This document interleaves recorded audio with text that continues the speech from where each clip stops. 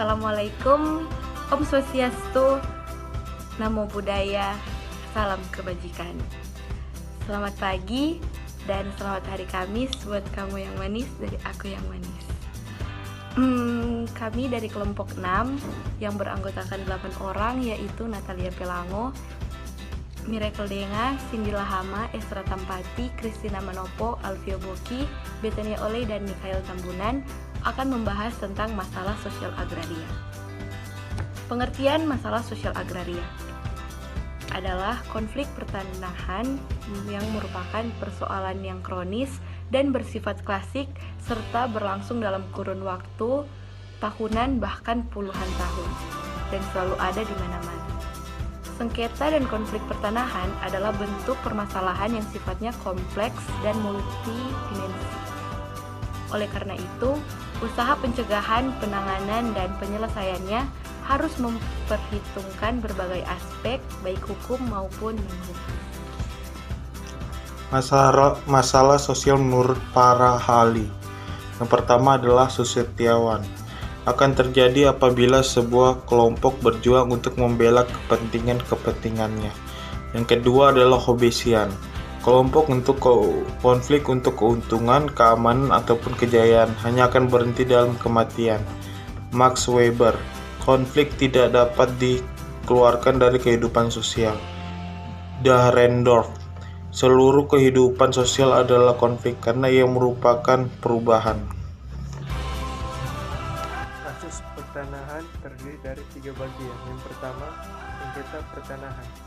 Sengketa pertanahan adalah perselisihan pertanahan antara orang perseorangan, badan hukum atau lembaga yang tidak termasuk luas secara sosiopolitis.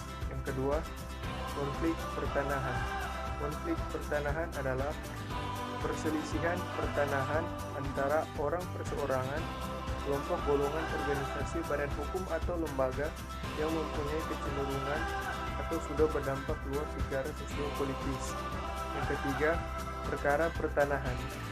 Perkara pertanahan adalah perselisihan pertanahan yang penyelesaiannya dilaksanakan oleh lembaga peradilan atau putusan lembaga peradilan yang masih dimintakan penanganan perselisihannya di BPN RI. Ada 2 faktor konflik pertanahan, yaitu faktor hukum dan faktor non-hukum. Akar konflik dari faktor hukum yaitu tumpang tindih peraturan dan tumpang tindih peradilan. Akar konflik dari faktor non-hukum yaitu tumpang tindih penggunaan tanah, nilai ekonomis tanah tinggi, kesadaran masyarakat meningkat, tanah tetap penduduk bertambah, dan kemiskinan. Yang berikutnya, tipologi konflik pertahanan. Tipologi konflik pertahanan terdiri dari 8 masalah yang terkait. Masalah yang pertama, penguasaan dan pemilikan tanah. Yang kedua, penetapan hak dan pendaftaran tanah. Yang ketiga, batas atau letak bidang tanah. Yang keempat, pengadaan tanah. Yang kelima, tanah objek land reform. Yang keenam, tuntutan ganti rugi tanah partikelir. Yang ketujuh, tanah ulayat. Dan yang kedelapan, pelaksanaan putusan pengadilan. Unsur-unsur sengketa agraria. Yang pertama, tidak meratanya distribusi pemanfaatan dari sumber daya agraria yang ada.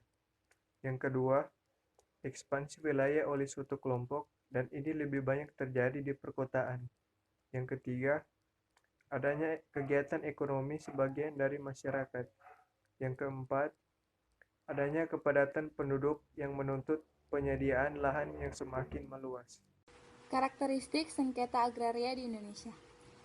Disadari oleh para pendiri bangsa bahwa negara Indonesia ini memiliki tingkat keragaman yang sangat tinggi, baik dari segi budaya, letak geografis, maupun agama.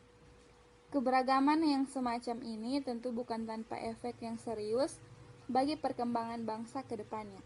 Karena itulah, pembangunan negara ini tidak boleh hanya dilakukan dengan menggeneralisir berbagai faktor keragaman tersebut.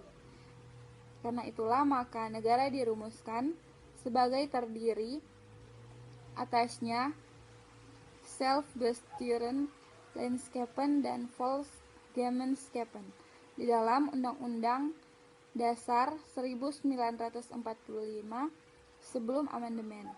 Menurut sebagian pendapat, langkah ini mempunyai dua sisi implikasi. Pertama, dengan menyerap kekhasan tiap komunitas yang ada, maka negara telah berupaya menciptakan satu bangsa. Kedua, pengabaian terhadap eksistensi berbagai komunitas dengan segenar kekhasannya tersebut akan berimplikasi pada kegagalan cita-cita membangun satu bangsa Indonesia. Penyebab terjadinya masalah sosial agraria di Bolmong disebabkan oleh faktor pertama, kurang tepatnya hukum dan kebijakan pengaturan masalah agraria, serta kelambanan dan ketidakadilan proses penyelesaian sengketa lahan. Faktor kedua yaitu adanya ketimpangan kepemilikan dan penguasaan serta pengelola sumber-sumber agraria. Demikian presentasi dari kami kelompok 6. Jika ada kritik ataupun saran kami persilakan. Akhir kata untuk kesempatan dan perhatian yang diberikan kami ucapkan terima kasih.